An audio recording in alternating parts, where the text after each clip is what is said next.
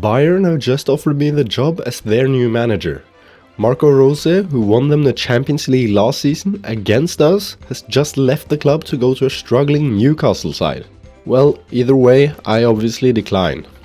Before the season starts, we brought in a few signings. Nothing major, but a couple of decent young talents. Adrian Agüero's come in, which was a signing I made solely based on the name, but it turns out to be a decent prospect, to be fair. Then Daniel Crosby, a squad player in midfield, Luis Semedo, a new backup goalie, and finally Noel van Pol, a decent looking centre mid. And by the way, he did not look like this when I signed him. He was a 2.5 star player with a bit of potential, but over the season his developments come through the roof. So now he's a world-class player all of a sudden. Since we got to last year's final, we went straight through to the league phase this year, but we have our most difficult league phase campaign ahead of us. We've got Besiktas, Copenhagen, Atletico Madrid and Juventus at home, and Bayern, RB Leipzig, Fiorentina and Dinamo Zagreb away. The first league phase game we won very easily 5-1 at home to Besiktas as Brambati got himself a brace. The two next games were horrible. First we dominated away to Bayern but lost 1-0 as they scored this shite goal in the 93rd. We then went to Leipzig and dominated there as well, but once again lost 1-0.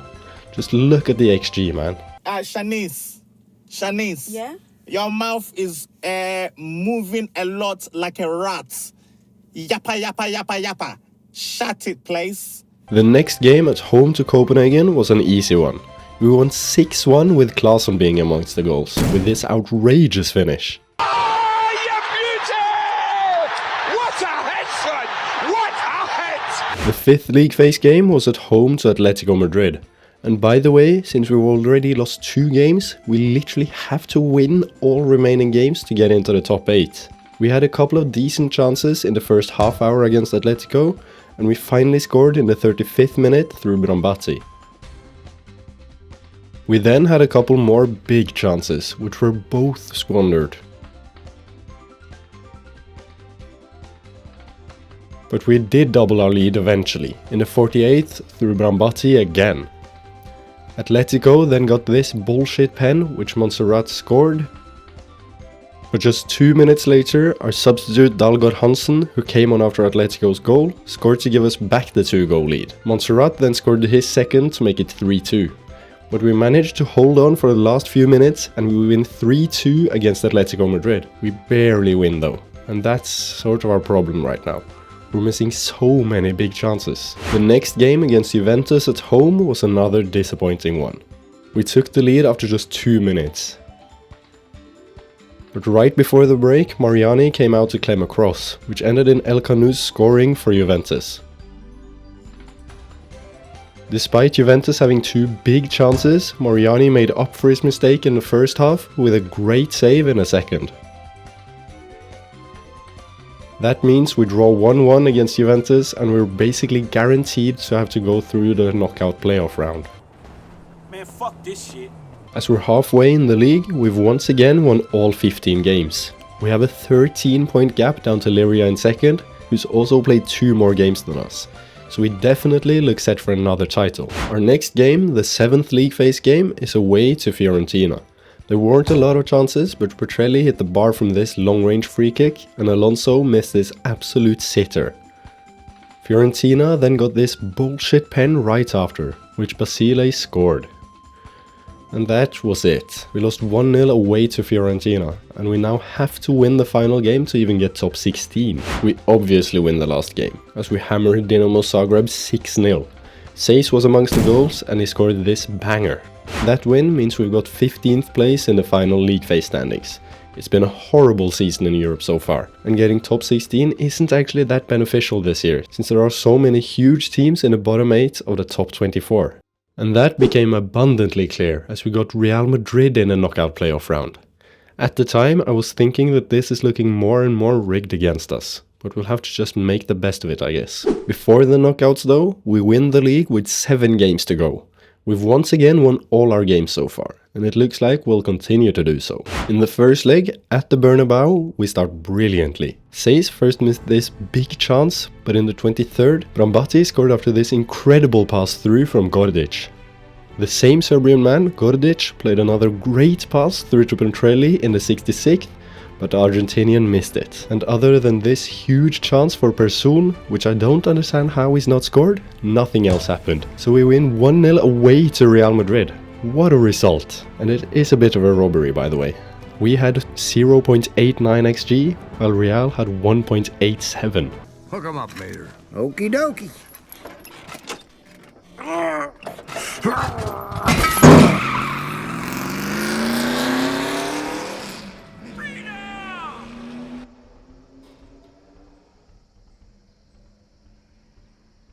In the second leg, we started brilliantly once again. Root won the ball high up the pitch and went the whole way on his own and scored a great solo goal.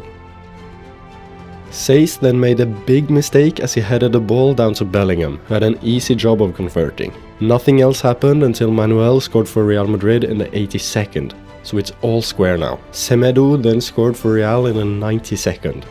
How have we f***ed this up? But just as I thought we were out, Alonso popped up and scored in the 95th. So it's extra time and I'm very nervous, since we always seem to lose in extra time. But that was not the case this time. Alonso scored in the 92nd, Van Paul scored in the 99th, and Crosby scored in the 104th. We scored 3 goals against Real Madrid in 15 minutes, so we win 5-3 in the second leg and we're through to the round of 16 after an insane tie against Real Madrid. We've been drawn Arsenal in the round of 16, just like last year. It's probably going to be a difficult tie, but we've shown that we can beat them in the past. So I'm confident. By the way, Drita and Jelani both managed to qualify for the Conference League this year, and both have made it through the league phase and the knockout playoff round. Drita won 4-1 on aggregate against Astana, and Jelani somehow managed to win 3-2 on aggregate against Fenerbahce. That's incredible, and also very good for the coefficients. Just like usual, we started brilliantly in the first leg against Arsenal at home. Seis scored a tap-in from Van Paul's incredible low cross after just 8 minutes. Rodriguez then scored in the 45th after this outrageous pass through from Saka. Not a lot happened in the second half, so we draw 1-1 at home to Arsenal, which isn't really an ideal result to take to the Emirates. In the second leg, both teams got an early goal. We scored through Seis, while Arsenal got theirs through Chadnov.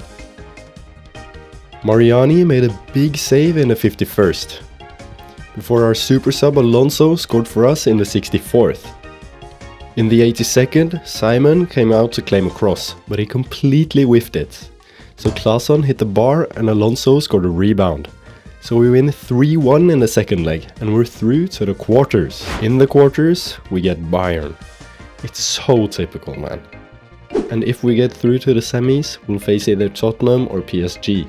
It's definitely a more difficult way to the final this year than last year, that's for sure. Before the first leg against Bayern, we somehow draw 1-1 against Balkany in the league. So we lose our 70-something game winning run. But we're still on a 120-something game unbeaten run, so it's not the end of the world. Like always, we start brilliantly. Gordic scored in the 9th minute after a nice passing move. And 20 minutes later, we got a pen, which Brambati dispatched.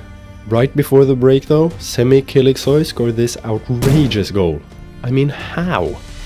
The same man scored again in the 58th, so it's all square again. In the 73rd, Maiboroda scored this towering header from Alonso's free kick cross, but it was just about offside. So it ends 2-2 in the first leg, which isn't really a good result to take to the Allianz Arena. Oh, no, hang on. I've just realised. What? I don't want to talk to you anymore. Before the second leg, I decided to drop Romeo Seis from the starting 11 and put Petrelli in his place, while Van Paul took Petrelli's place in the midfield. The second leg was pretty depressing, to be honest. Musiala scored in the 27th, before Semi Kiliksoy scored 5 minutes later to double it. In the 70th, Claesson scored this banger from a short free kick to give us some hope. This is not a banger. This is not a banger. And I know bangers. I know bangers. And 7 minutes later, Chiappa scored to equalize it. But it's fucking offside.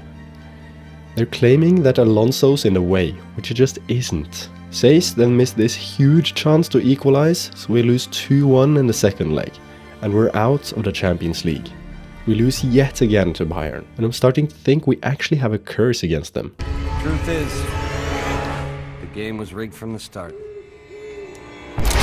In the end, we win the league by 28 points, as we won every single game except for that one draw against Balkani. Liria, Kosovo, Balkani and Pristina get the 4 other European spots, so neither of the 2 teams that got to the last 16 in the Conference League is playing in Europe next season. Because of the results of Drita and Jelani in the Conference League, we got 11.3 coefficient points this season. So that means we're moving up 2 places and we're into the top 10.